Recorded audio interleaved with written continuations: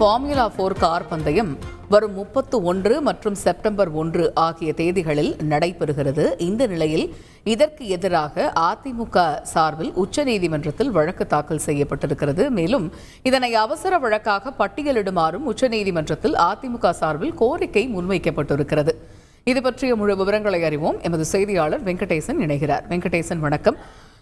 Formula 4 car பந்தயத்திற்கு எதிராக அதிமுக உச்சநீதிமன்றத்தில் தாக்கல் செய்திருக்கக்கூடிய மனுல என்னென்ன தகவல்கள் இடம்பெற்றிருக்கிறது? முழு தகவல்கள் என்ன? வணக்கம். சென்னை தீவுத்திடலை சுற்றி ஃபார்முலா 4 ரேஸ் கார் நடத்த தடை கோரி சென்னை உயர்நீதிமன்றத்தில் மனுக்கள் என்பது தாக்கல் செய்யப்பட்டன.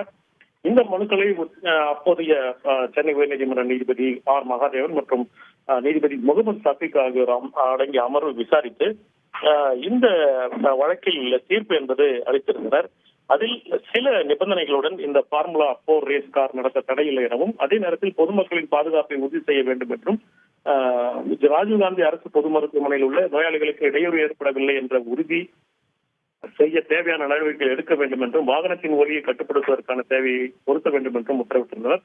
மேலும் பந்தயத்துக்காக அரசு செலவிட்ட 42 கோடி ரூபாயை பந்தயத்தை நடத்தும் ரேஸ் ப்ரமோஷன் பிரைவேட் லிமிடெட் என்ற நிறுவனம் அரசுக்கு திருப்பி அளிக்க வேண்டும் என்று ஒரு உத்தரவை பிறப்பித்திருந்தனர். இந்த உத்தரவுக்கு எதிராக ஏற்கனவே அந்த தனியார் நிறுவனம், கார் ரேஸ் நடத்தும் அந்த தனியார் நிறுவனம் உச்சநீதிமன்றத்தில் வழக்கு தாக்கல் செய்து ஒரு தடை உத்தரவை பெற்றுள்ளது.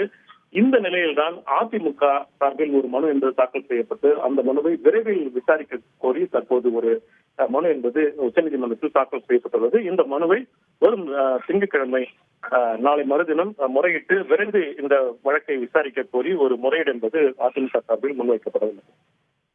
தகவல்களுக்கு நன்றி வெங்கடேஷ்.